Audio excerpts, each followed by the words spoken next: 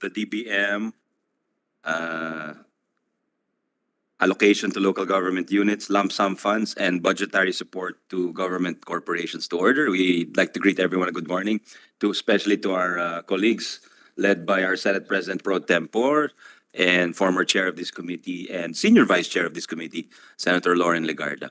Gandang umaga, Pro Temp Lauren, and greet our secretary of the DBM, the young and dynamic Secretary Amina Pangandaman. Good morning, ma'am.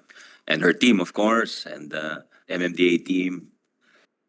Maybe we'll, just for formalities, we'll ask the committee secretary to properly acknowledge all the resource persons. Again, good morning, Your Honors.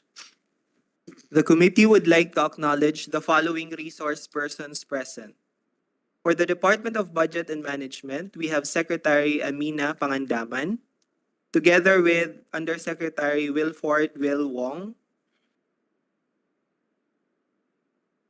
Undersecretary Maria Francesca Del Rosario, Assistant Secretary Achilles Gerard C. Bravo, Assistant Secretary Ronaldo Toledo, Assistant Secretary Mary Ann De La Vega, Assistant Secretary Romeo Matthew Balankit, Principal Economist Dr. Joselito Basilio, and Chief of Staff Attorney Leo Angelo Larcia.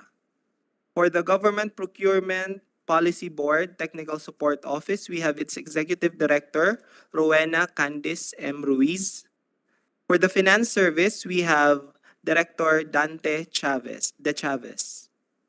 For the Metro Manila Development Authority, we have Director Victor Maria D. Nunez, Director Michael Gison, Director Noemi Resio, Engineer Baltazar Melgar, Attorney Victor Pablo Trinidad, Maria Carolina Salgado, and Budget Officers Ruben Pellegrino and Richelle Cacalda. For the allocation to local government units, we have from the DILG, Director Rene V. Valera, of the Office of the Project Development Services, Concurrent Head, and also for the localization of EO70 Program Management Office. Yes, Chairman, I am there. Hindi na kayo. We'd also like to acknowledge Attorney Romando Artes, Acting Chairman of the Metro Manila Development Authority.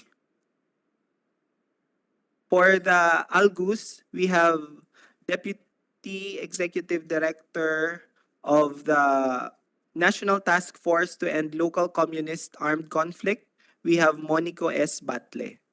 For our COA representatives, we have the following state auditors: Helmarie Ruth Adaza, Danilo Mirasol, Attorney Applejoy M. Doctolero, and Attorney Abdel Jalil Eskander.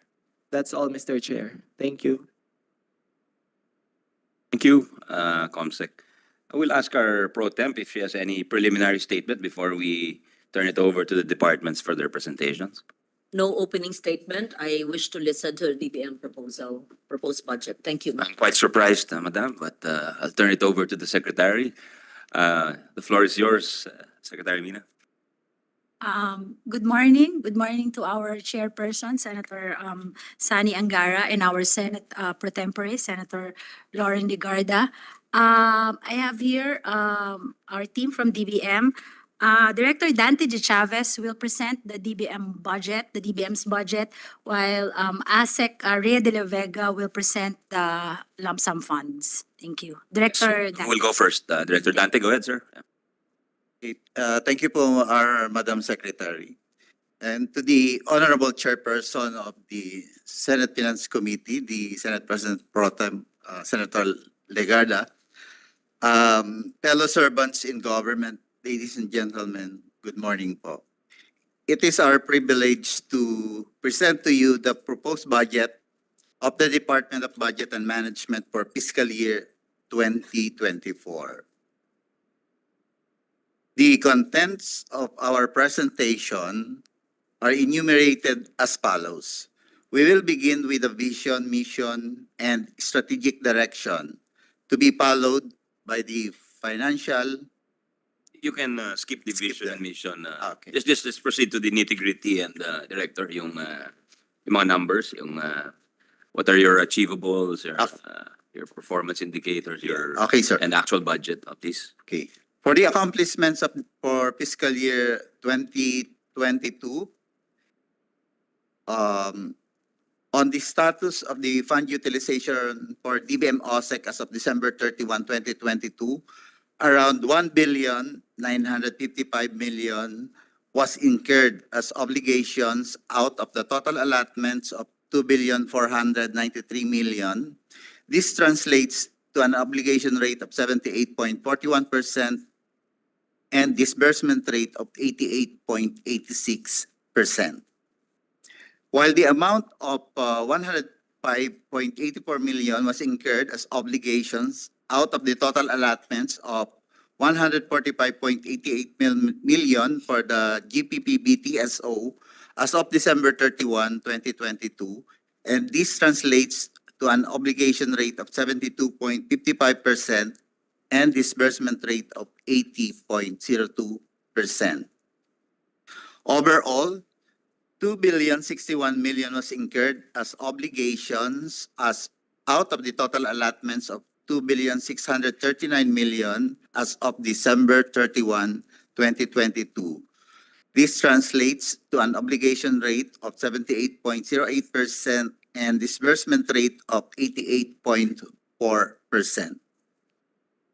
For the physical performance for fiscal year 2022, on the average, the DBM Office of the Secretary successfully exceeded targets for its programs, projects, and activities for fiscal year 2022.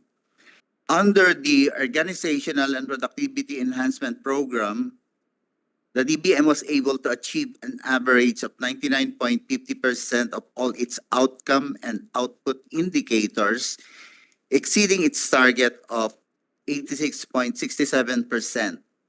Under this PAP, our success indicators focused on enhancement of allocative efficiency and operational effectiveness in terms of policy issuances and guidelines on our organization, staffing, position classification and compensation, and on management systems improvement, productivity enhancement, asset management, and strengthening of internal control systems. For the Budget Operations and Performance Management Program, the average performance of indicators pertaining to budget operation activities exceeded all its targets with an average of 99.93% vis-a-vis its target of 97.50%.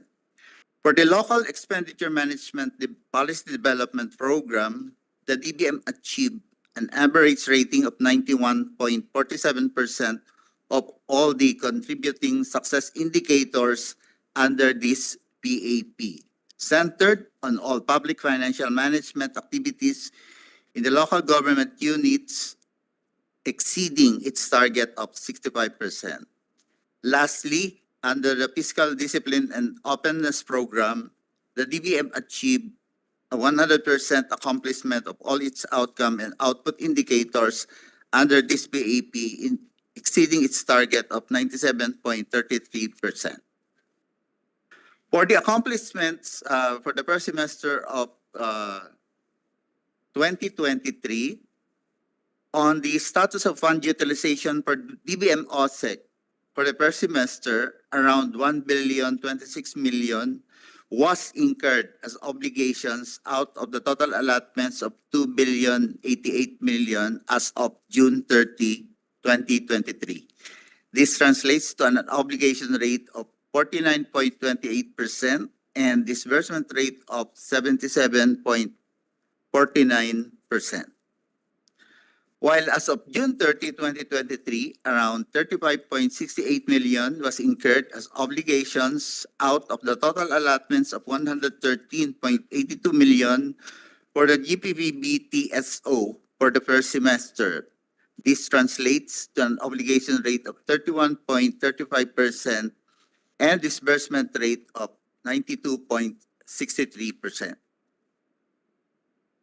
Overall, this brings the overall status of fund utilization as of June 30, 2023 at 48.35% obligation rate and 78% disbursement rate, with 1,062.11 million incurred as obligations out of the total allotments of 2,196.87 million.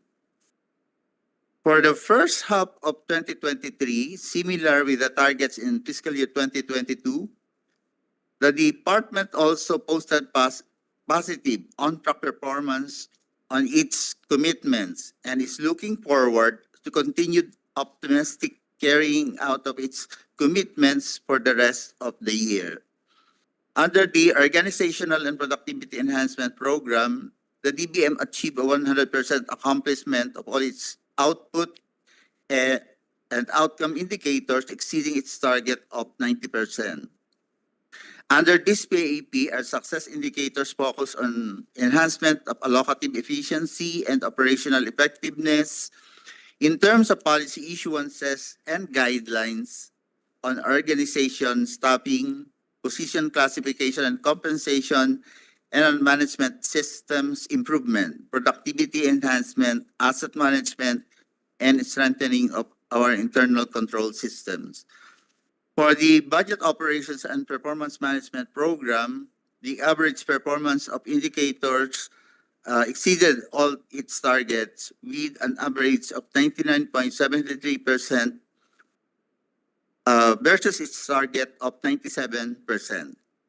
Likewise, for the Local Expenditure Management Policy Development Program, 100% of all its contributing success indicators under this PAP centered on the fiscal management, financial management activities in the LGUs, with achieving its target of 100%. Lastly, under the Fiscal Discipline and Openness Program, the DBM achieved a 100% accomplishment of all its outcome and output indicators. Now, let me proceed to the 2024 National Expenditure Program. The proposed 2024 budget of the DBM is 2,495.67 million.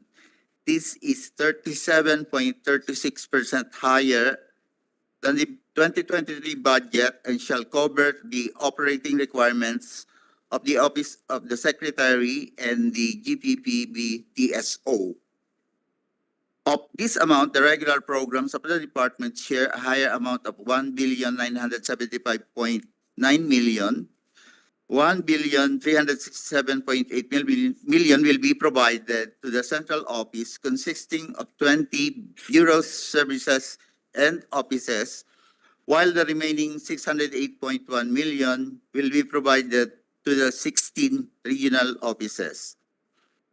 While the locally funded projects amounting to 396.6 million are projected to improve and strengthen public financial management, enhance and facilitate the budget preparation, execution, and accountability phases of the budget process and procurement activities, and promote transparency and accountability in the government.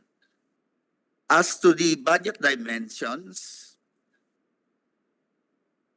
by allotment class of the 2024 combined proposed budget of the OSEC and GPPB TSO, we set aside 1,119 million or 44.86% for PS inclusive of RLIF, 46.76% for MOE, and 8.38% for capital outlays. PS will cover the salaries and other personnel benefits of 1,085 field positions out of 1,516 authorized positions as of May 22, 2023, as well as the requirements for contractual personnel and terminal leave benefits of 5 compulsory retirees. Of the total 1,067,000,000 PS budget, 986.99 million represents regular PS. 92.49% of the total PS budget and 80.17 million or 7.51% of the total PS budget will be used to pay for the government share of the RLIP contributions to the GSIS. On the other hand, some 1,121,000,000 has been proposed for MOE. This represents 47.29% of the aggregate proposed DBM OSEC budget. Of this amount, 729.76 million will fund the regular operating requirements of the central and regional offices, while the remaining 392 million will cover the requirements for locally funded projects. For capital outlays, we have incorporated 183.48 billion of the total proposed budget. This amount will be used for phase 3 construction of Regional 11 building, rehabilitation of buildings and land improvements of regional offices, ICT equipment for DBM IT systems, and the Bureau of Budget and Treasury Management System, among others. We note that there was no provision for capital outlays for DBM OSEC in 2023 due to the limited fiscal space. By appropriation source, the total proposed budget of 2,495,000,000, the amount of 2,411 or 96.61% will be set aside for specific agency budget, and the remaining 84.52 million will be set aside for retirement and life insurance premiums. By attached agency, of the total proposed budget of 2,495.67 million, the amount of 2,372.53 million or 95.07% was allocated to the DBM OSEC, and 123.14 million or 4.93% will cover the GPPBTSO's programs and projects. That said, we humbly ask the good Congress to approve the DBM's agency budget. We note that the DBM has been hard at work and submitted the fiscal 2024 National Expenditure Program to the President the day after his SONA and submitted the same to the Honorable Congress well within the constitutional deadline. In any case, we commit to continued collaboration the Congress in a whole of government approach in pursuit of our agenda for prosperity. We are now ready to answer your question. Thank you, Mr. What's the preference of the body? Do we do all the presentations, Sec? Tapusin na muna natin, ha? Sige, sige. Thank you, Director. Asek, go ahead. ma'am.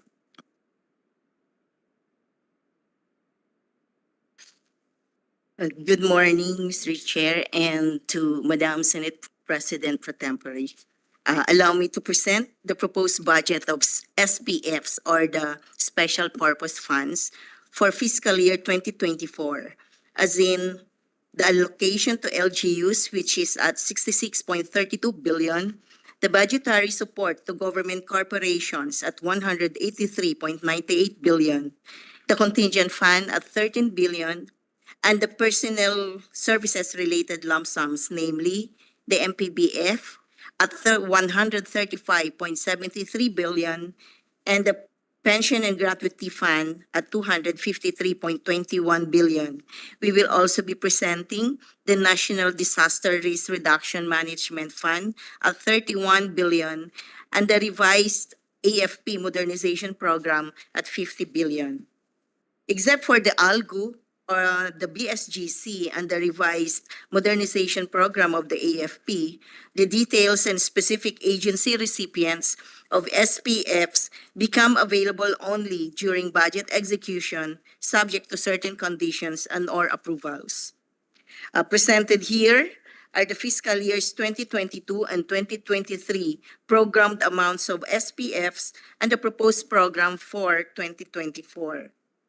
The recommended program for SPFs for 2024 will total to 733.24 billion, equivalent to 12.71% of the 5.77 trillion proposed budget.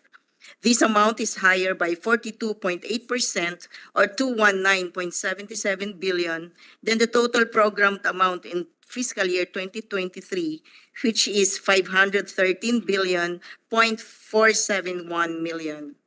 The next slides will highlight the increase and the decrease in the proposed programs for the SPFs.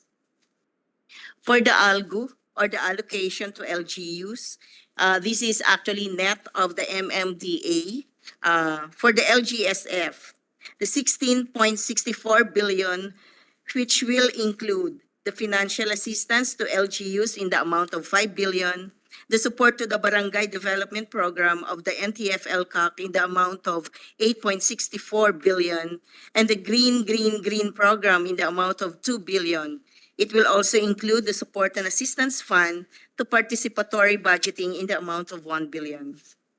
Other allocations of the BARM pursuant to the organic law for the BARM or the RA number 11054. This will include the Special Development Fund in the amount of 5 billion, the BARM's share in the taxes, fees, and charges collected in the BARM in the amount of 5.08 billion as certified by the BIR. Another component of the 2024 ALGU is the special shares of LGUs in the proceeds of national taxes pursuant to the Local Government Code and other existing special laws. These include the shares of LGUs from the locally manufactured Virginia-type cigarettes pursuant to RA number 7171 and RA 11346 in the amount of 17 billion. Burley and native tobacco excise taxes pursuant to RA numbers 10351 and 11346 in the amount close to 4 billion. And then the development and utilization of the national wealth pursuant to the Local Government Code in the total amount of 12.86 billion, which are based on the certifications submitted by the revenue collecting agencies to the DBM. Next slide, please. Also, in this slide, part of the 2024 ALGU are the shares of LGUs from the gross income taxes paid by businesses and enterprises with economic zones amounting to 12.05 million, and incremental collections from value-added taxes in the amount of 774.97 million. Lastly, also included in the ALGU are the shares of LGUs in the proceeds of fire code fees in the amount of 774.32 million and the Barangay Officials Death Benefits Fund in the amount of 50 million. Both of these funds are being administered by the DILG. For the automatic appropriations under ALGU, we have the national tax allotment shares of LGUs and the annual block grant of the BARM. For fiscal year 24, the total amount of the NTA shares of LGUs is 871.38 billion based on the certifications issued by the BIR, by the Bureau of Customs, and the Bureau of the Treasury based on the 2021 collections of national taxes. There is a 6.2 increase on the 2024 NEP, or higher by around 51.1 billion as compared to the 2023 GAA, due to the submission of higher amounts from the collecting agencies. Another component of the automatic appropriations is the annual block grant of the BARM pursuant to the organic law for the BARM, or the RA number 11054. The total amount of the 2024 annual block grant allocation of the BARM is 70.51 billion, which is based on the certifications issued by the BIR and BOC based on the 2021 collections. Mr. Chair, we are also proposing to allocate 183.5 billion for the budgetary support to government corporations or BSGC, which is a very minimal increase from 2023 provision of 183.45 billion. The said increase is mainly for the NG equity contribution to the NEA or the National Electrification Administration for the financing requirements of electric cooperatives. The budgetary support provided to GOCCs cover various priority programs and projects of the government. Allow us also to present to you the top 10 GOCCs in terms of budgetary support, which reflects the administration's thrust of better health outcomes, agricultural and infra development, and assistance to micro and small enterprises. The allocation to PhilHealth will cover the premium subsidy for the health insurance coverage of indirect contributors, which also shows an increase over the 2023 GAA. Meanwhile, the budget for the Philippine Heart Center shall be for assistance to indigent patients. In the agri-sector, the biggest increase over the 2023 budget goes to PFDA for the repair and construction of fish ports, while the subsidy to NIA will cover the construction, repair, and restoration of irrigation systems. As part of the administration's assistance to farmers and fisherfolks, the PCIC subsidy will cover the premium for the insurance coverage of various crops and farm equipment. Likewise, the NFA shall continue to buy palay from farmers with the subsidy provided to them. NEA's budget, or the National Electrification Administration, shall be for projects involving the electric cooperatives for the electrification of rural areas, while NHA will focus on the provision of housing for informal settler families affected by government projects and calamities. On the other hand, BCDA will implement projects in the Clark-Freeport zone for its development to make the area attractive to investors. The allocation for the Small Business Corporation will support the credit needs of micro and small enterprises. For the contingent fund, Mr. Chair, we are proposing to allocate, next slide please, 13 billion, which is the same level as in the fiscal year 2023. This SPF covers funding requirements of new and urgent activities or projects of NGAs and GOCCs that need to be implemented or paid during the year, such as, but not limited to, the following: the legal obligation of the government arising from final and executory decisions of competent authorities, such as compromise agreements, arbitral awards, mediation settlement agreement, and professional services in connection thereto. Requirements of newly created offices will also be funded from the contingent fund, as well as deficiencies in the appropriations for local and external travels of the President of the Philippines. In no case, however, shall it be used to purchase motor vehicles. Release from the contingent fund shall be subject to the prior approval of the President of the Philippines, except for payment resulting from final and executory decisions of competent authorities. For the status of the 2023 contingent fund, as of August 31, 2023, total allotments released to various implementing agencies amounted to 6.47 billion, of which 3.04 billion was charged against the 2023 GAA and 3.43 billion from the 2022 continuing appropriation. This leaves a balance of 10.87 billion, as in 9.96 billion from the 2023 GAA and 0.91 billion or 910 million from the fiscal year 2022 continuing appropriations. Among the substantial releases made this year are the following: for DSWD, 1.94 billion pertaining to the requirement for the implementation of the TCT program. For NFA, the 1.18 billion for the grant of one-time rice assistance to national government employees. And for COMELEC, 2.59 billion to cover the deficiency for the preparatory activities and conduct of Sangguniang Kabataan and barangay elections in October 2023. Next slide, please. For the MPBF,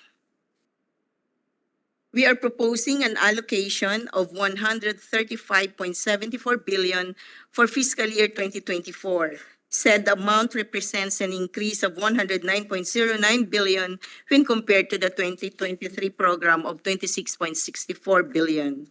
The 2024 MPBF is intended to be used for requirements in authorized salaries and associated benefits of national government employees who are still in active service.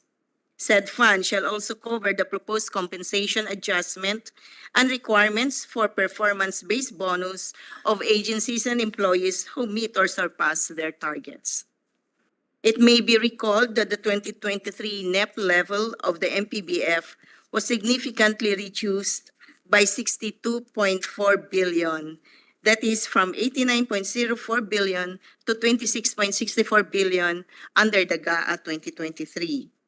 As of end August 31, 2023, total charges from the 2023 MPBF already reached 19.43 billion, leaving a balance of 7.31 billion, of which 4.91 billion is already earmarked for release to cover the 2021 PBB requirements and the rest for PS deficiencies corresponding to newly created and/or filled positions.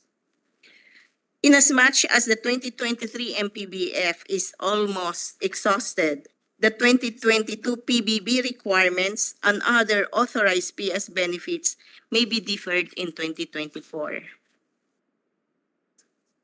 And next slide, please. Mr. Chair, for the interim F, or the National Disaster Risk Reduction and Management Fund, for 2024, we are proposing a 31 billion allocation for the interim F, representing an increase of 10.5 billion from the 2023 level of 20.5 billion.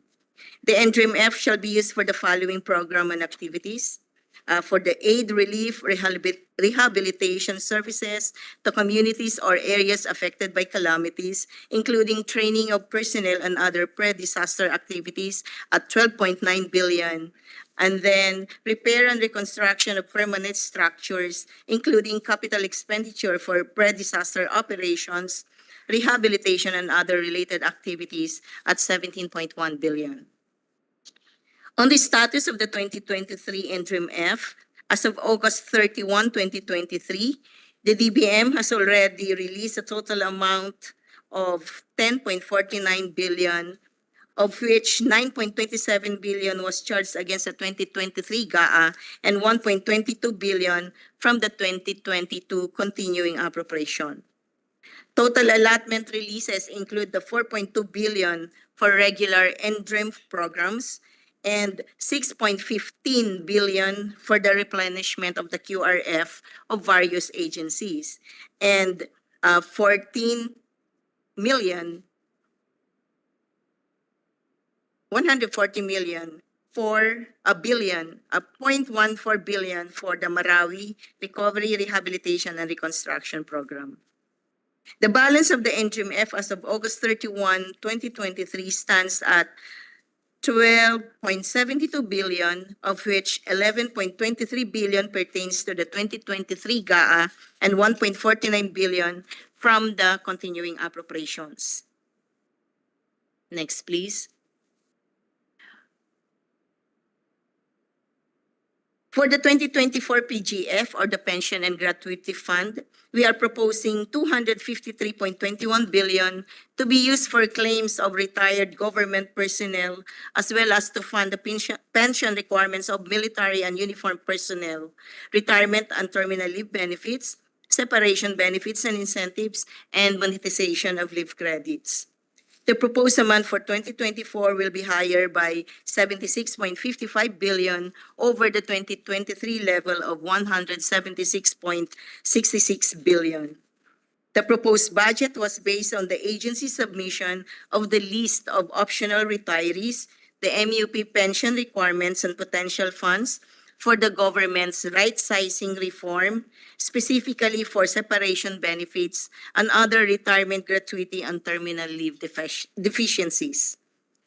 Compared with the 2023 NEP level, the PGF was reduced by Congress by 96.28 billion from the 272.94 billion, that is 272.94 billion to 176.6 billion under the 2023 GAA.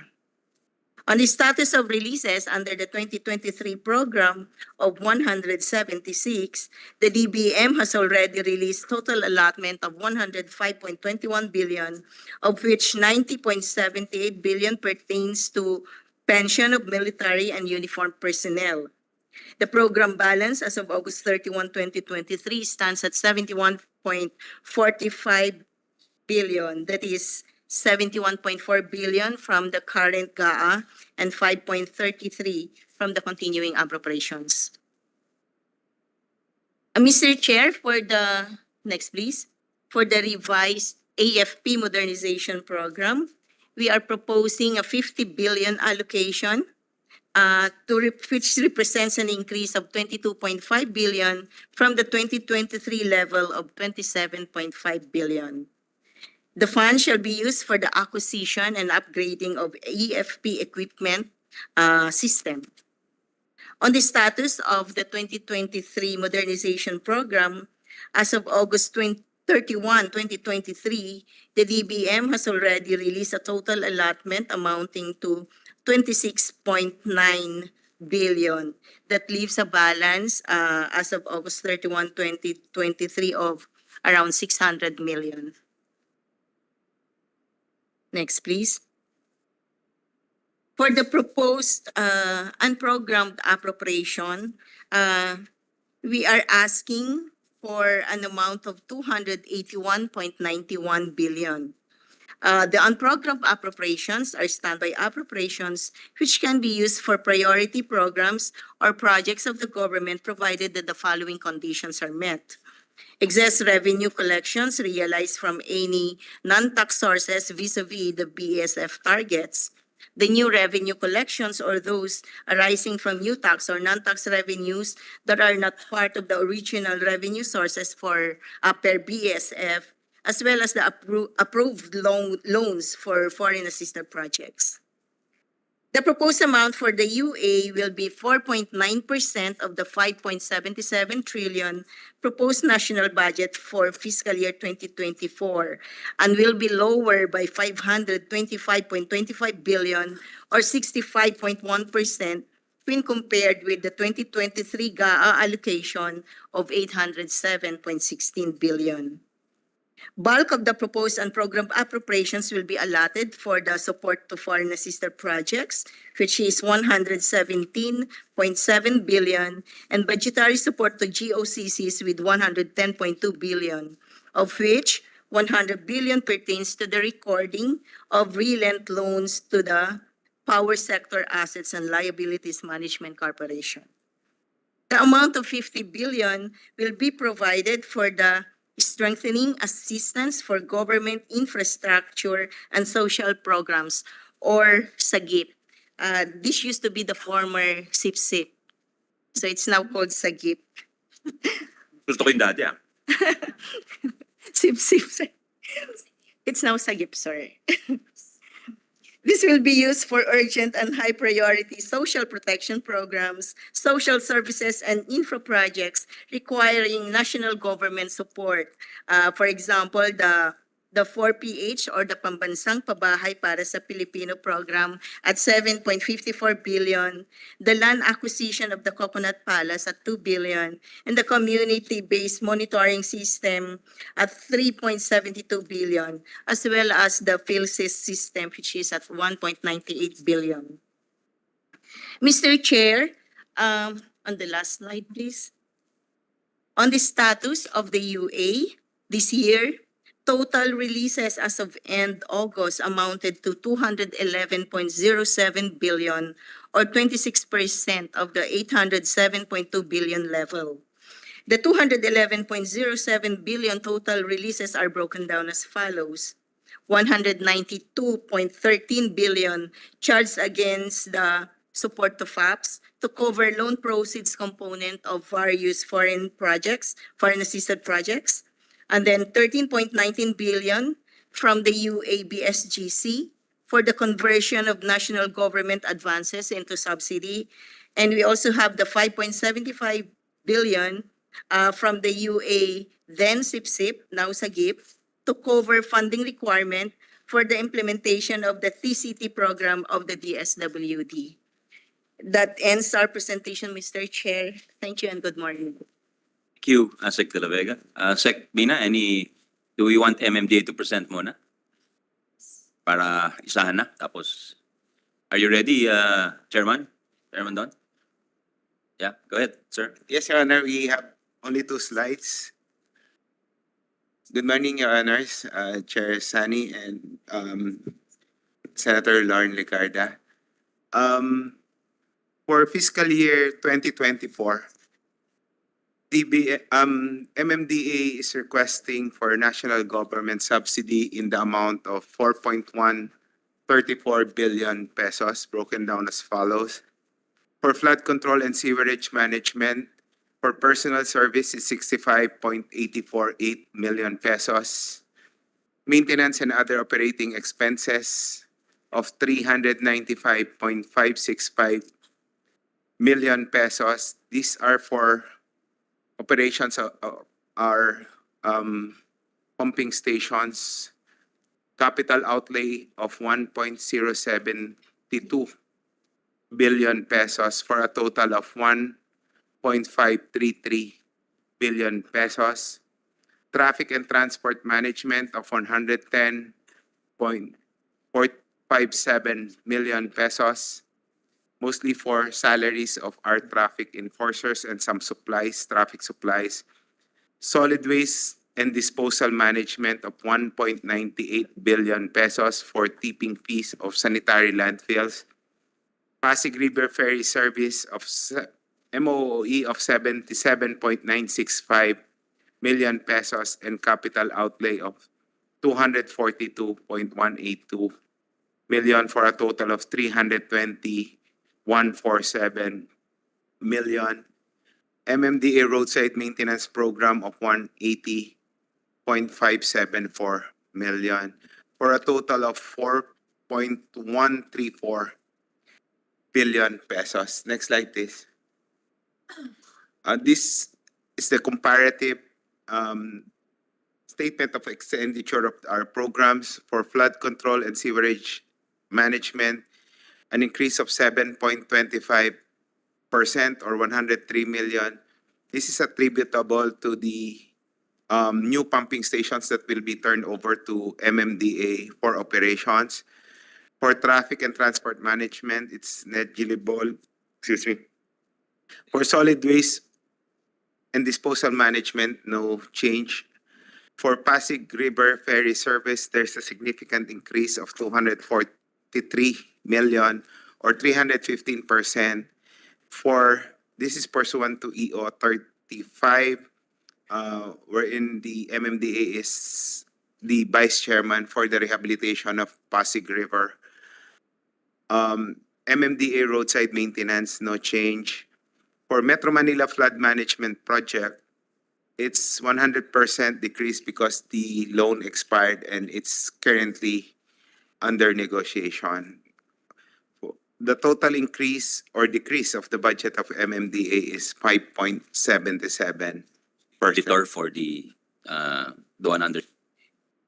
The Metro Manila Flood Management Project, Your Honor. Sino yung creditor? Who is the World Bank, Your Honor. AAIIB, Your Honor. We're currently negotiating for an extension of 2 years, Your Honors.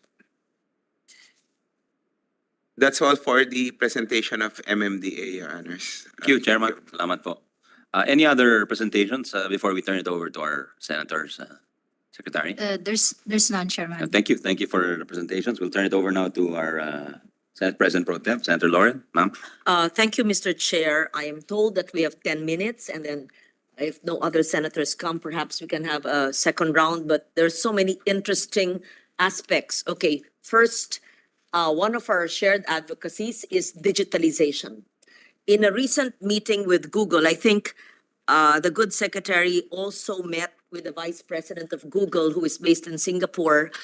She was here in the Senate recently and met with DBM officials as well. We discussed how important it is to transition to digitalization, and in fact, you have started it from 2022 to 26, the Digital Transformation Roadmap. I'd like to know, how are you doing it from procurement of supplies to e-governance? And maybe know, how do you procure the supplies? And I don't mean, of course, hard copy supplies. We're talking about workspace, software.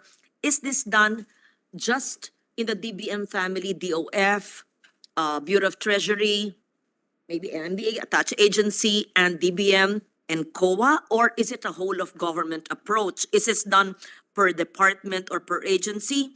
And what is the process? Because my, not fear, but apprehension, if I may call it, if it is done per agency and per government, there could be some differences in terms of the workspace software procurement, could be separate.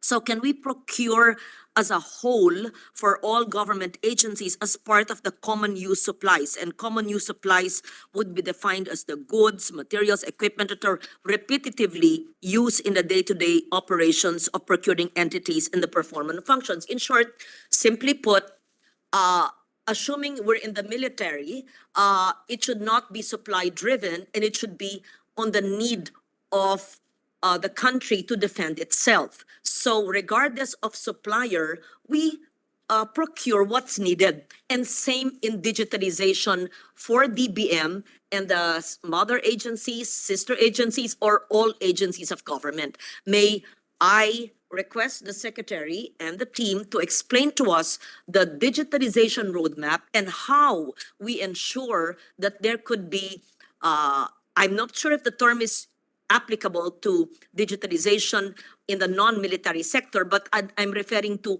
operability. So there is interoperability and consistent use of procurement of workspace, etc., on the online platform. Thank you. Secretary Pangandaman. Thank you, Senate President Pro Tempore, Ma'am, Senator Lauren Legarda, one of my mentors. I'm happy to note that the President issued the Executive Order number 29.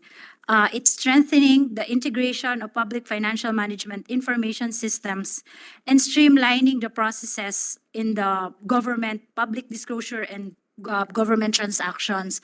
There are a couple of digitalization projects that the DBM is undergoing now. First is the BTMS, which later I will ask Yusek Sasa to briefly give us a roadmap of that project. And just to zoom in on procurement, we have also here Executive Director Attorney Dennis Santiago. This is similar to the presentation that we made during the LEDAC. This is the e-marketplace.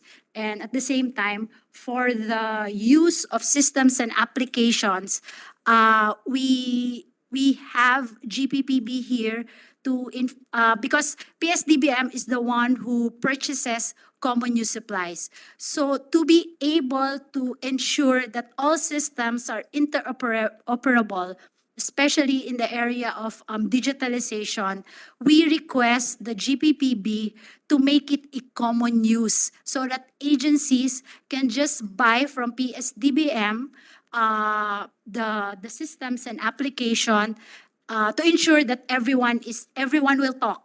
I think that's the term. I'm not an IT expert. I mean, we want all the systems that we buy to talk to each other. That's interoperable.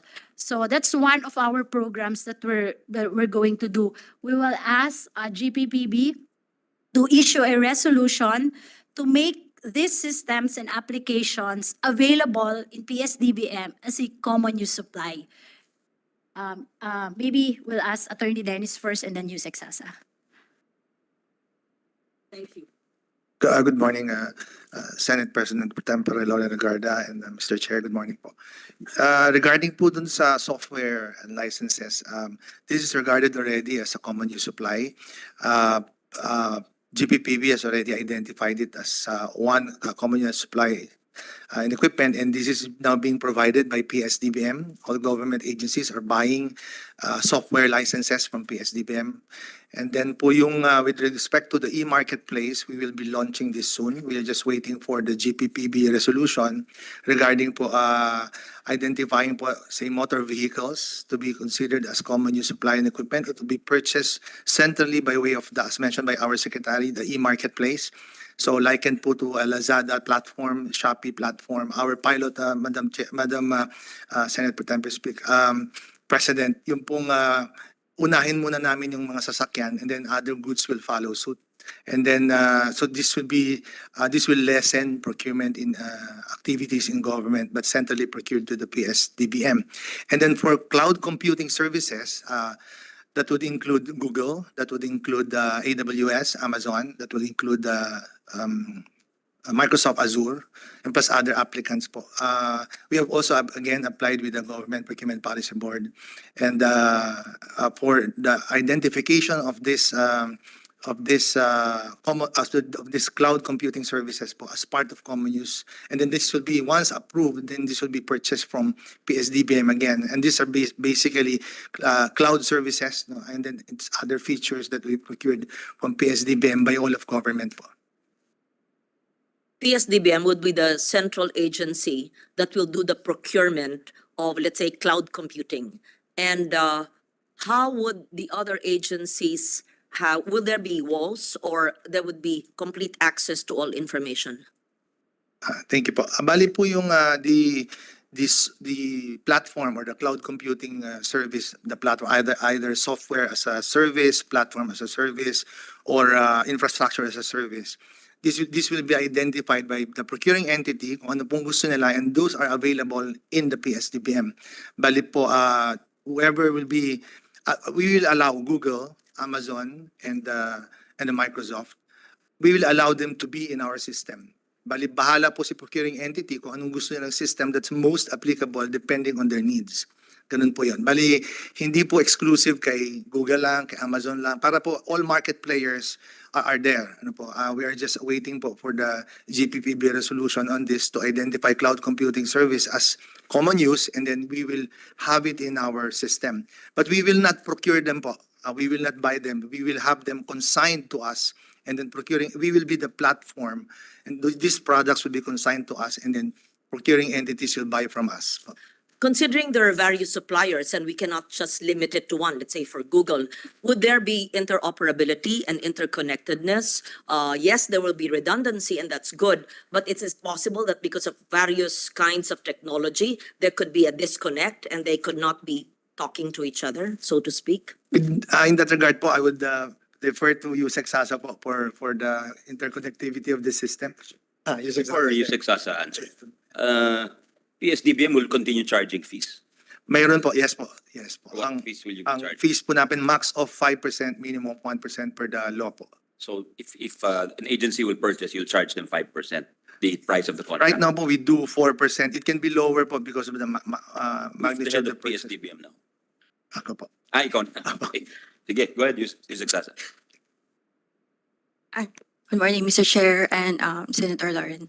I'd like to explain in the categories first, no? People, process, and technology. So for people po, we are continually capacitating our employees because we have to track whatever challenges they have in order for us to digitalize properly. So this is where process will come in. So there are several manual processes that we need to digitalize. So it doesn't mean that we purchase something or purchase a digital tool, okay na po tayo digital na, but it's not really the digitalization that we want. So for the technology po, that's the budget and treasury management system is just the core system po. So this is what the EO was referring to. The EO 29 would be the IFMI, so Integrated Financial Management Information System. So ito po yung overall umbrella of digitalization po ng public finance management. And BTMS is one of the core systems that will have to talk to one another. Kasi meron po tayong mga existing applications na po. And for them to talk to one another, we procured, and currently we are already deploying an application programming interface gateway platform po. So ito po yung platform wherein all of our systems will have to talk to one another. So imagine po kapag if you have Instagram or Facebook and if you share from one platform to another, it gets shared easily to another. So that's the technology that's behind API. So with this technology, API. application programming interface po, these are a set of instructions po. Right now, this is a new method or technology tool that all of the tech companies and all of the companies in the world are using for integration of various applications and systems. So even if the application is really old, we can translate them in such a way that we can talk to them through that platform. So before po kasi, if magkakaiba yung platforms or systems, they don't talk. But with this solution, we can be interoperable na po. Not just po within DBM systems, no, but more importantly with other agencies. So we'll just provide those platforms, this one platform po. And then we will have to onboard them, no. Actually, ma'am, this is actually a secure way of doing it because since we're just looking at one platform and we're just securing one, so it's easier for us to manage the data. Kindly walk us through it. Which platform are you referring to? And how do we ensure interoperability? And even if it's various systems being purchased, that they are talking to each other. Yes. And even if you said it's old, antiquated technologies, but it can be integrated into the new system. Kindly explain. Thank you. Yes, ma'am. So once we bought the platform already, so we're onboarding each application and translate the instructions, or we call it logic codes, to the platform. So every time that we need to get data from a different system, dun na po tayo sa platform kukuha ng data na yun. So and then automatic na rin po yung pag-fetch and pag-pull ng data from an updating po dun sa various systems using that single platform. So as I mentioned, just to illustrate an example, para po siyang airport wherein you can there's an airline and then the people just come in and then there's that kind of system.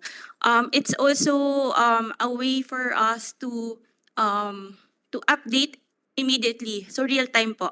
So it's like what do you call it? These are tools po that we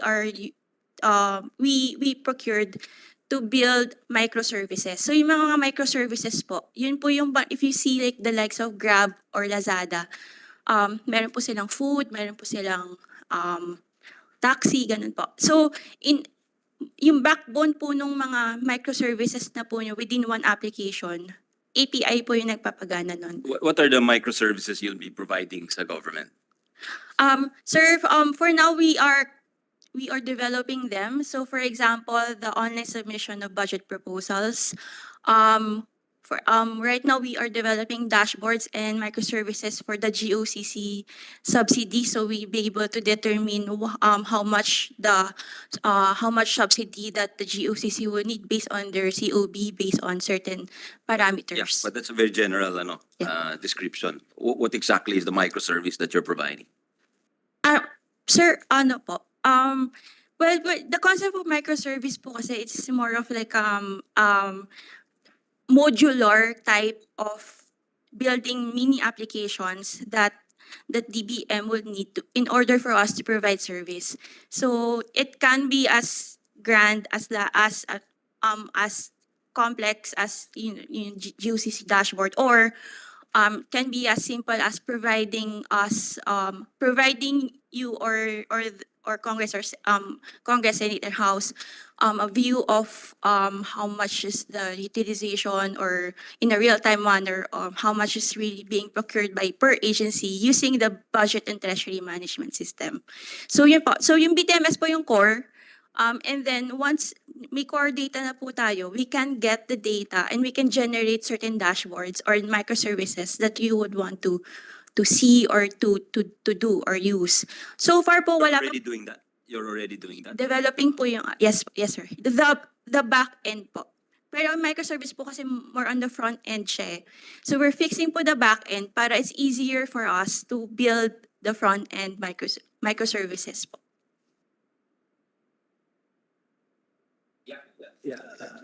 Thank you, Mr. Chair and Senator Lauren. Yung pong example po is our modernized Philippine Government Electronic Procurement System. We have several features po, like the virtual store where government agencies are buying common use supplies and equipment, papers, printers, dun po. And then we have, Yung minention mo kanina, you're creating like a Lazada for... opo, that's the e-marketplace naman po, Is Senator. that already existing? Meron na po kaming beta version. We're working on it. We hope to launch it What within does that the mean, year. beta version? Yung pong first crack namin to that system. We already have, we already Meaning showed it's it. operational? Operational po. Yes po. Huh? Opo. Testing. You're using a lot of words which we don't understand, so... Sorry.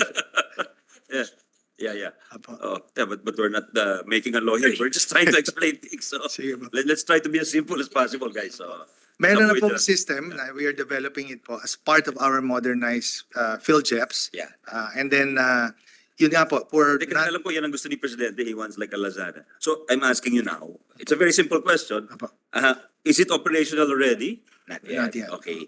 So do we need a law for that? Hindi na po. Hindi naman. na. Okay. Hindi naman. Yeah, and you mentioned you're gonna do it for cars first. Cars versus Because pilot. that's the most common good purchased by agencies. Why did we choose cars? Sige. Opo, marami Anybody pong, can answer, Sec. marami pong bumibili ng sasakyan sa government, and this is a larger purchase po in so far as amount is concerned. And meron pong verification mechanism from DBM such that they already provided the minimum technical specifications Yeah. and the ceiling for the budget po. So you buy a car. You buy a car for 2 million pesos. Opo. You will charge that agency who buys the car a fee for that service. Yes po. We will charge up. But previously, when that agency bought a car, wala siyang binabayad na service, di ba? But meron pong pabidding, meron pong cost to the bidding, cost to the personnel, cost We for are- the, What is the net cost to the government? Is there a savings or is there by making it a common use, Apo. is there a net savings to the Opo, government? and it's savings for both to all stakeholders, even for the suppliers of the cars, po, the dealers. I They are don't no care about longer the suppliers providing. of the cars. I care about the government. Opo, government will Is save there a them po net because saving to the government? opo, they will not be doing repetitive procurement activities for motor vehicles in different agencies of government, but centrally procured through PS. Oh, okay. That's the process, the repetition. But the cost, is there a net saving? Yes po, the car manufacturers, Ay, simple lang ang tanong eh. Oh, yes po, so- yes po, so sana simple rin yung sagot, di ba? yes po, meron pong savings po. Okay, got it. Thank you. Mr. Chair, if I may add, just to illustrate a valid or concrete example of microservice. So before an agency would buy, meron po silang APMV. So that APMV, we can create a microservice para And you're using terms that that you may understand, but we don't understand here. So please explain. Correct. What the chair means is, Keep it simple, guys. Let's keep the we're here discussion to simple. communicate and to convince us to support you. So do not use terms. Oh no, you can use terms. It's educational, but use the terms and then say what it means so that we have a new learning and so that you communicate clearly and simply. Yun ang ibig sabihin ng chair, di ba? Ganun lang. authority to purchase motor vehicle po. Authority to purchase motor vehicle. Pag first time kayo mag-present, tas sinasabi nyo yung shortened version, abbreviation, APMV, which means ito. Di ba? May bago kami learning. Lilista ko dito. Alam na namin sa susunod. Pero wag nyo kaming sasabihin ng ganun. Otherwise, we'll get lost in translation, right? And that's the problem of government. People don't talk and there's lost in translation because they speak different languages. Sige, may hahaba pa yung... Yes, sir. So right now we're digitalizing po yung process po nung yung authority to purchase motor vehicle para po from DBM ma-connect po natin sa PhilJeps. So yun po yung use case po nung application programming interface po na gagawin po natin. What's your point in regard to that? As sir, yun po yung example po ng microservice. Microservice. Okay. Pero ang pag-uusapan natin yung cost. Yung cost. So, by creating this marketplace, we're going to save the government money. Yes, sir. Diba? Yes po. Okay, because there's a benefit in terms of choice for the agencies, but is there a benefit in terms of cost savings to the whole government? Yes, Mr. Okay. Chair. Mas mura ba? Yes po, bibigyan po nila kami ng discounts din because we are, yeah. Okay.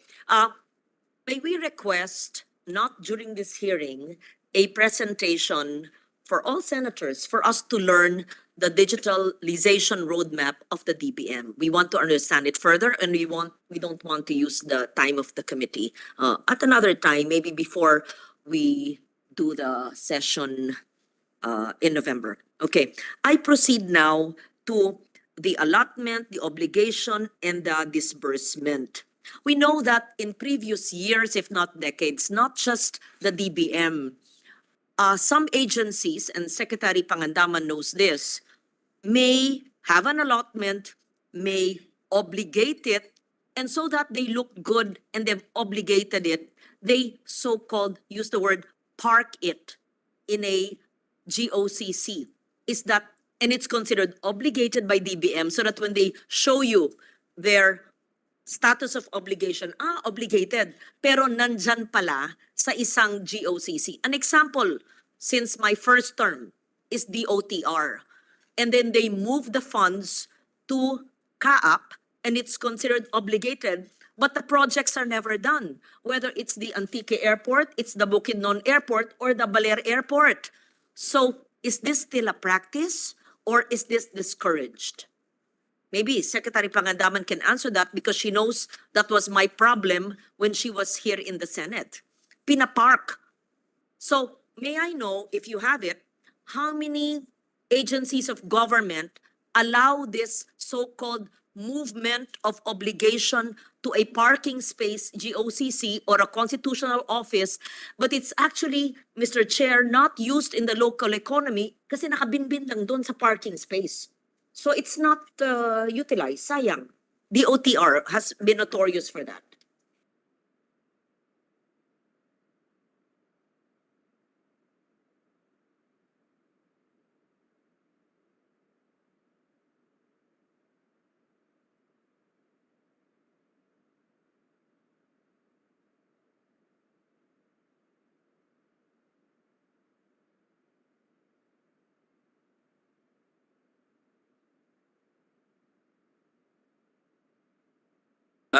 To rephrase the question of Senator Lauren, which is a very good point.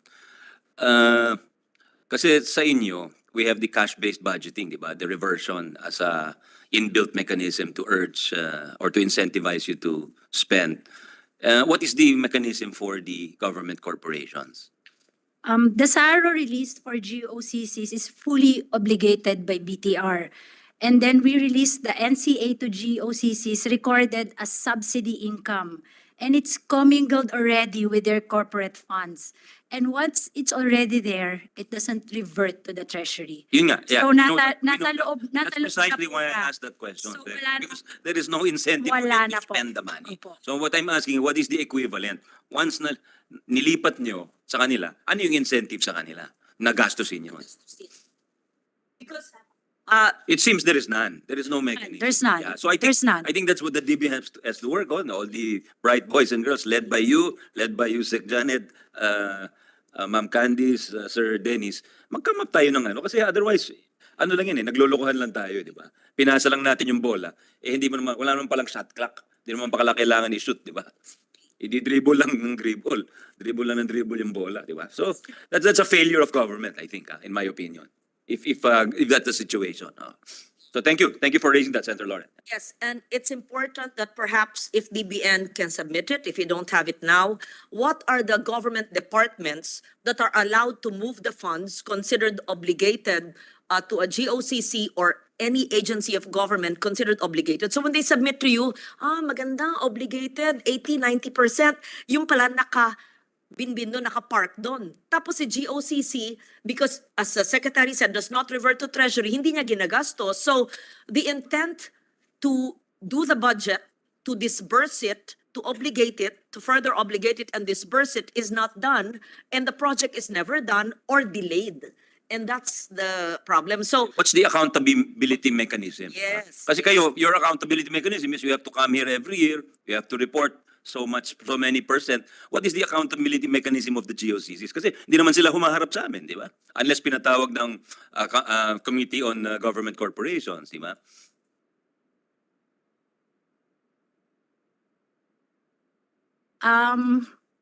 Yes, maybe we can, we'll try to study this and maybe make our own guidelines on this. But I know that the GCG monitors, they have some sort of, di ba, parang grading I think there should, KPIs. at the end of the day, this is Yeah. public money. Eh. We've just changed the form by some legal alchemy. Pero at the end of the day, we should determine, at the end of the day, balik sa dun sa accountability mechanism ng gobyerno. Yeah. Di ba? Pag hindi nyo na ginastos yan within a certain period, kukunin namin yan. Diba?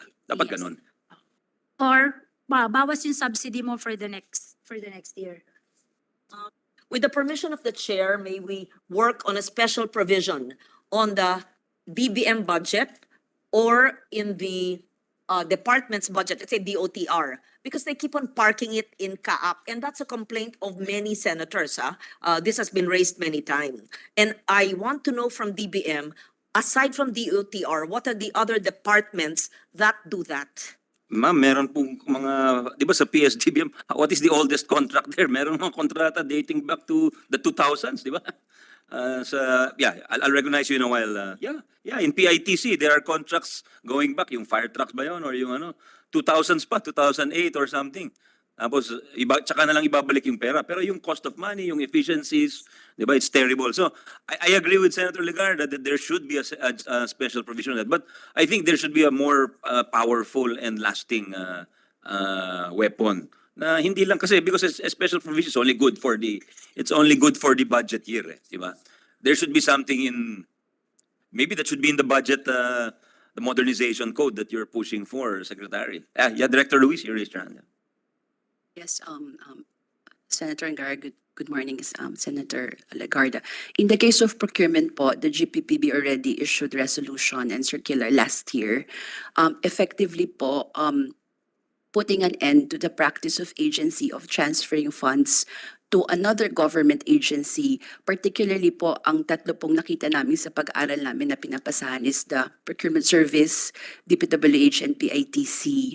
Doon po sa tatlong pinapasahan po nila ng pera, nakita po namin na 60% of the time... Covers agency to agency transfer. Does it cover agency to government corporation transfers? No, sir, this would be... Maybe you should cover it.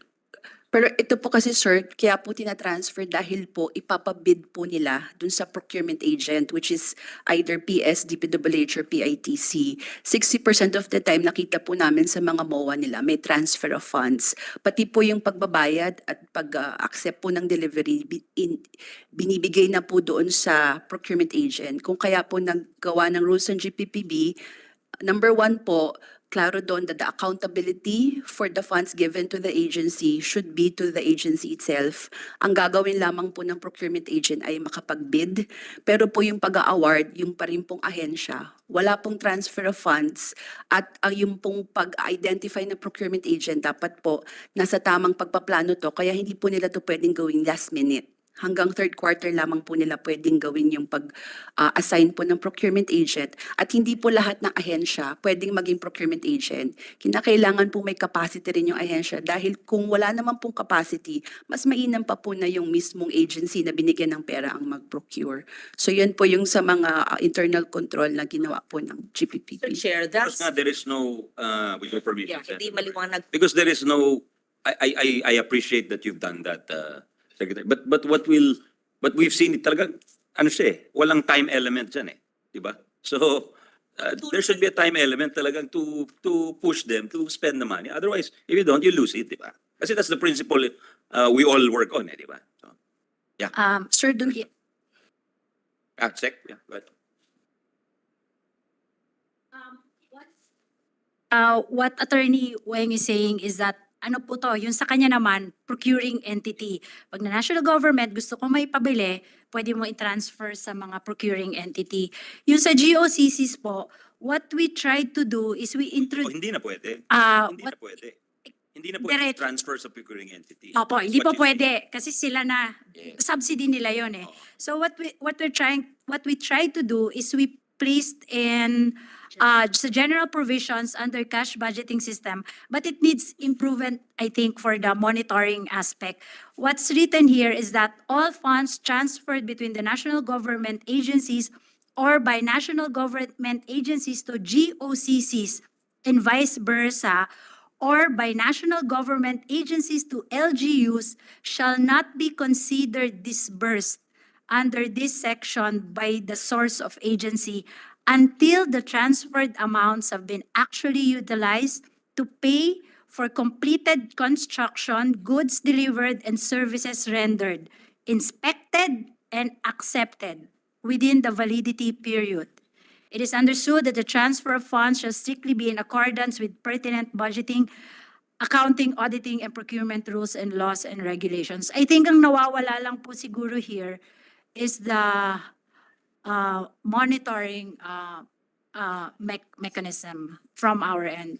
But there's, and the accountability That's the siguro of the provision of GOCC. the GAA. Yes po, under cash budgeting system. So we will work closely with the committee maybe to just to introduce amendments to the It's actually provision. accurate.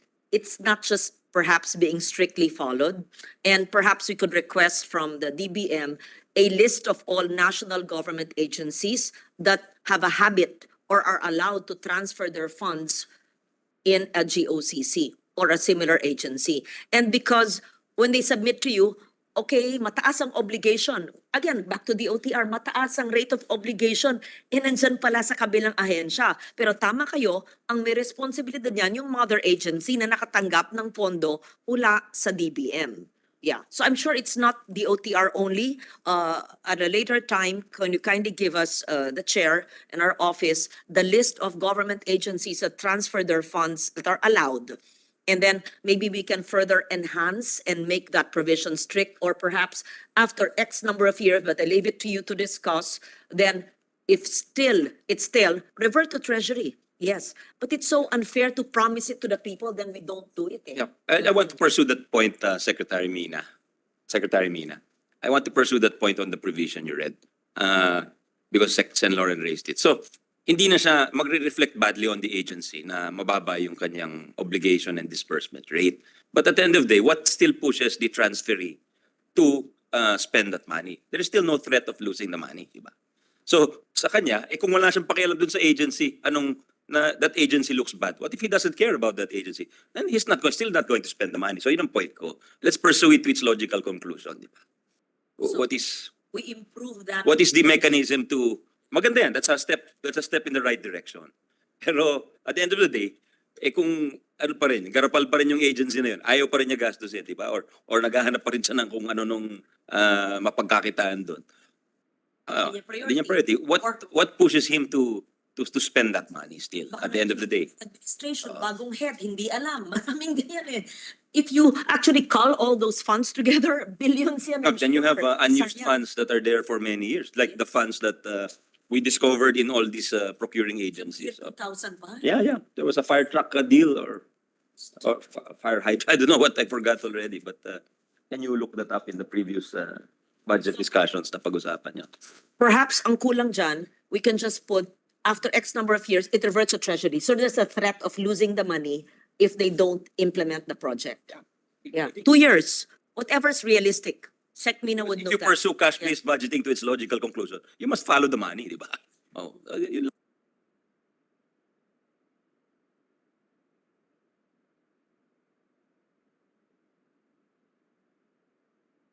I will no longer belabor that point. It's very clear. We have to improve the provision or perhaps improve the strict monitoring of the funds that should be spent for the right purpose, efficiently and effectively, with a proper impact, positive impact to our people. Thank you. I proceed now to, if I still have time, Mr. Chair. 3 minutes left. Thank you very much. the DREAM, DRRM law of 2010. I'm glad that you increased it, but how do we ensure that it's accessed quickly to the people? First, clarification lang.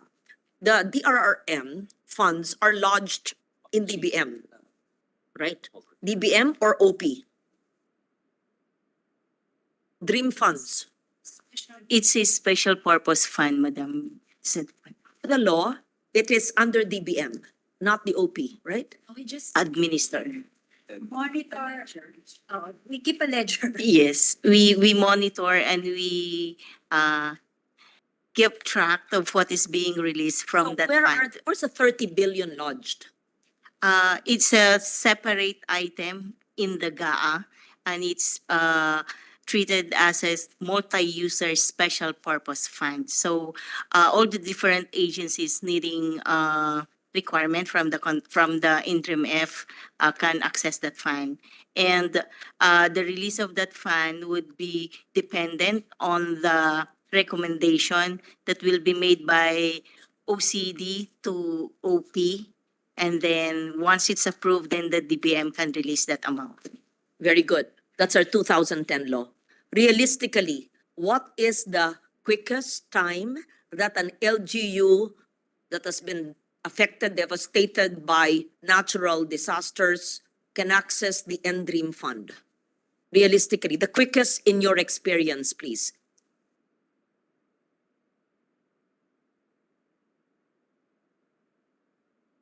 The amount and the quickest time, realistically. Because I know of LGUs that wait for years or perhaps never receive it. Ma'am, 4 months to 1.5 years, to be honest. Yeah. Thank you for your honesty. True, years. And this was not intended to be such. How can we expedite the process while complying with COA rules and regulations? Is it a DBM function? Is it our law which is defective? What is it? Ma'am, it's provided for in the law. I think we need to amend the current law. It's a council. Councils are very difficult to manage. So from the council, it recommends it to the office of the president, right? And then it will look at DBM, who manages the funds. It's such a long process. And this DREAM fund, which is there but managed by DBM, can also replenish the LGU DRR funds. Is that correct? No, it cannot. Oh, because the LGUs have the calamity fund, which has been renamed as the DRR fund. I had the impression that the DRR funds of the LGUs can seek replenishment from the DREAM funds because that's a mother fund. No, ma'am.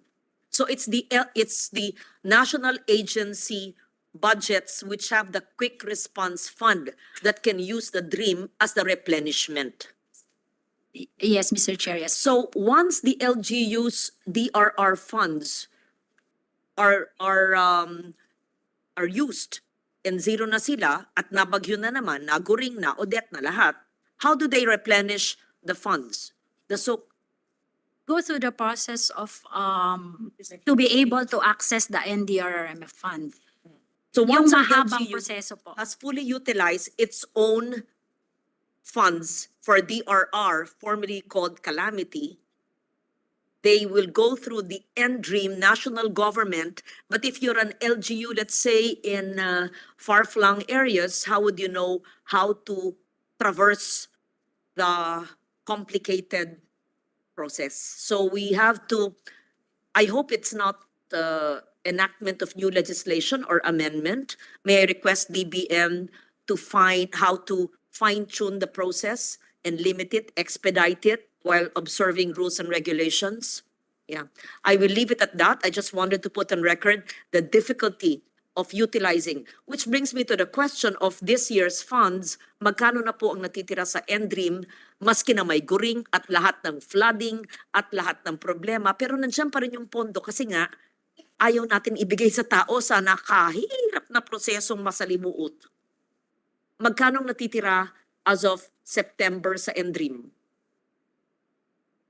Madam Chair, it's 11.2 billion. Ang TB, no, nagsimula. TB nagsimula, last quarter na, ang dami ng calamities kasi masalimuot. Just kindly submit the present, after this, the present process of accessing the fund if you are an entity that needs it, whether LGU, ano pa, sino pa ang qualified or a national agency, and your recommendation on how to expedite the process. Who is the head of the NDREAM now? Who processes these claims? The DND.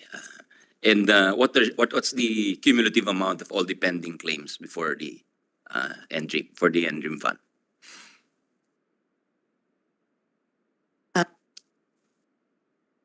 Mr. Chair, actually, out of the 11.2 billion available balance from the interim F, around 9 billion is undergoing process. So it's in different stages of approval. Right. Some are still within the OCD, being the secretariat. Yeah. And around 800 million is already with the Office of the President. That doesn't answer the question, ma'am.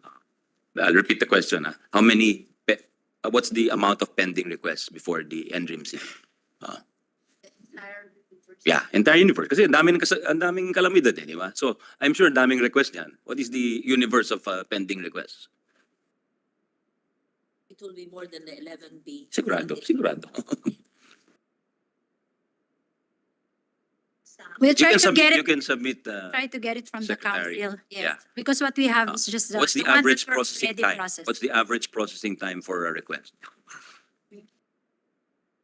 1.2 years. Haba po. 3 years ba? 3 years? Medyo mahaba po eh. Because the horror stories are many and manifold, Secretary.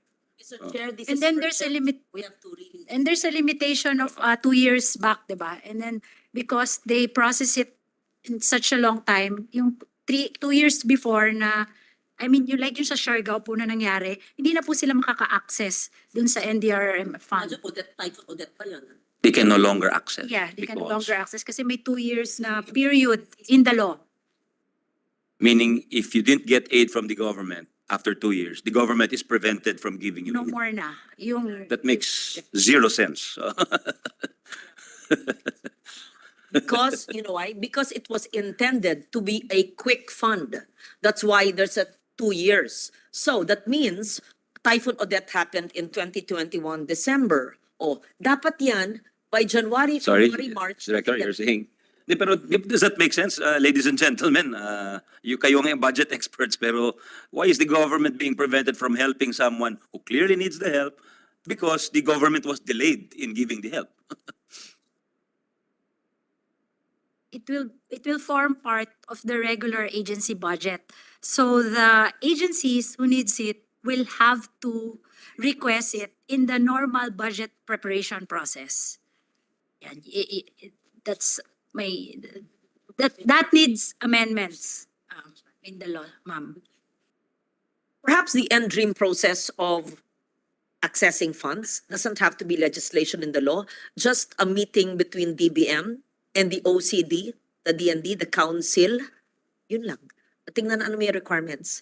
Pero meron 4 months, even the 4 months is pag nawalan ka ng bahay at inuulan ka 4 na buwan, di ba? Huwag naman.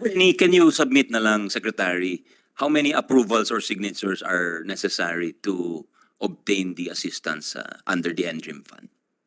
So we can study it. Yeah. I mean, Kasi no matter how good the law is, but if, this came up during many legal discussions on bayanihan, yung to put up a cell site, how many signatures were needed. So we cut through the fat. It came up with the power plant. We cut through the fat again. So maybe there's too much fat there that we need to cut through. and I think the membership, it's quite big. Yun nga, Parang councils sometimes become unwieldy. So Yeah, Meron so, po member. yeah. So maybe can we get the process and so we can We'll submit. do it in a, Yes, ma'am. Yes, We'll yes, submit, please. Mr. Chair, Madam Chair. Do everything possible that does not entail legislation to abbreviate the process as long as COA approves it so that the access to the funds would be within 3 months or less. I think even 3 months is kaya nga quick eh. It's not quick at all. Yeah. Masalimuot. Anyway, I'll end on the last question. Have I consumed my 10 minutes on the green.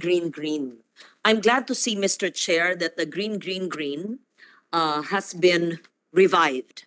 And this is the support to public open spaces, for breathable spaces in urban areas and not exclusive to Metro Manila alone.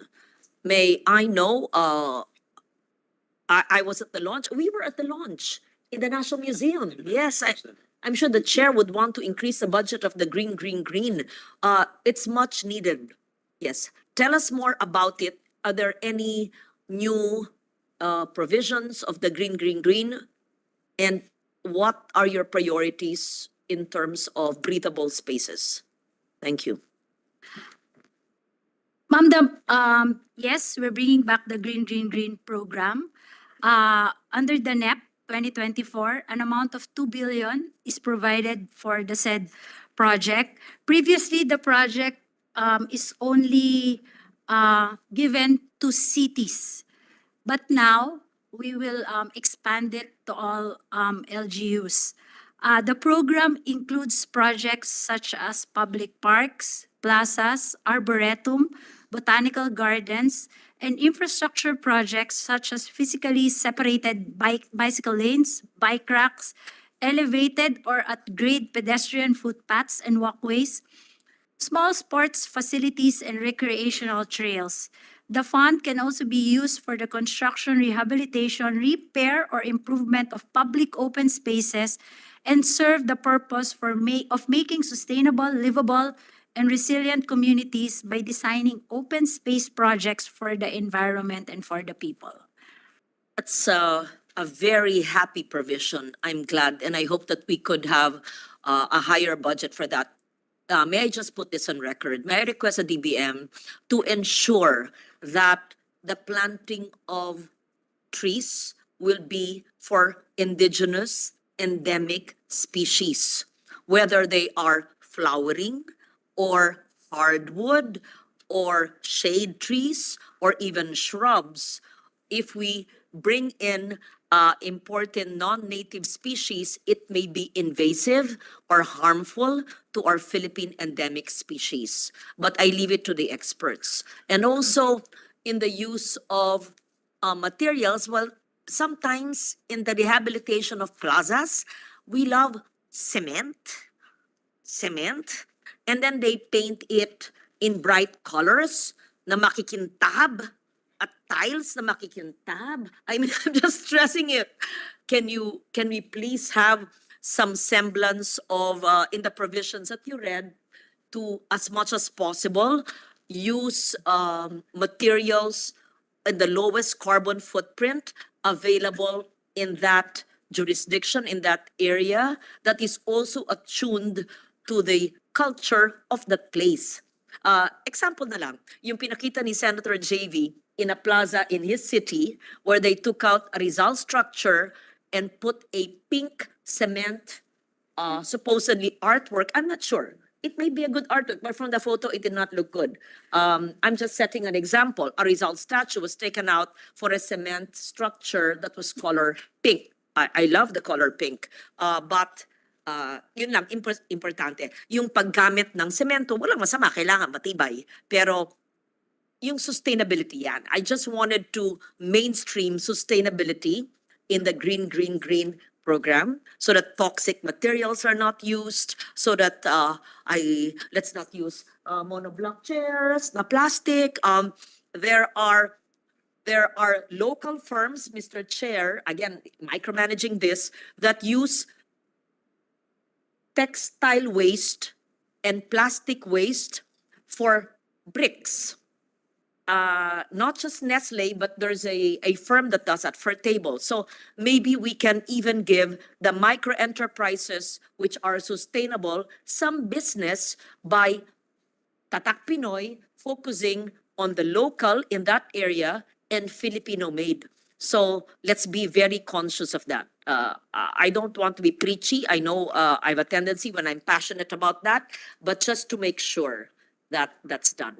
And perhaps we can ask from the agency, in the success of Green, Green, Green before, you could give us the photos and example so that we can also roll it out to all LGUs who want rehabilitation of plazas.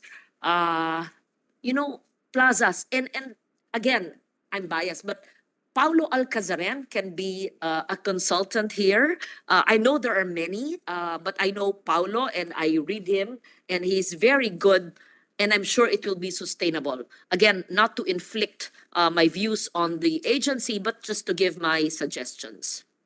Thank you. Thank you, Madam Chair. We will definitely incorporate all your recommendations in the preparation of our guidelines once the GA is passed. And yes, we can also incorporate the Tatak Pinoy concept in our projects. The same as I just read about it, but I know the PENCAS bill that you're sponsoring now in the plenary. The natural resources. So it will also be an input in our preparation of the identification of the projects. Thank you for that. And I have many more questions, but I would like to listen to the chair and of course yield to the chair. But I'm grateful to the DBN for an enlightening discussion and we're here to help you. Thank you, Mr. Chair. I have no questions. Any questions, I will just give it to the secretariat. We don't need to take up the time of the committee for that. If you have any other questions, if none, we will let them go, Madam Chair. We have questions which are unending, but we can ask them for another meeting for the digitalization, perhaps in my office or whatever senator wants to do. Let's say Green, Green, Green, they will submit it. It will be another discussion. The DRR, oh my God, masalimut, but really our intent is to make the LGUs access it. There'll be forever questions, but we gotta stop somewhere sometime. Thank you, Mr. Thank Chair. you. Thank you very much, President Pro Temp. Thank you to Secretary Mina, Yusek Janet, and team, Chairman Don, Director Dennis, Director Candice. Maraming salamat po sa inyong lahat. To all the resource persons and members of the DBM, MMDA families. Maraming salamat po. Have a good day. Thank you very much. We will favorably recommend your budget. We'll suspend this meeting for now.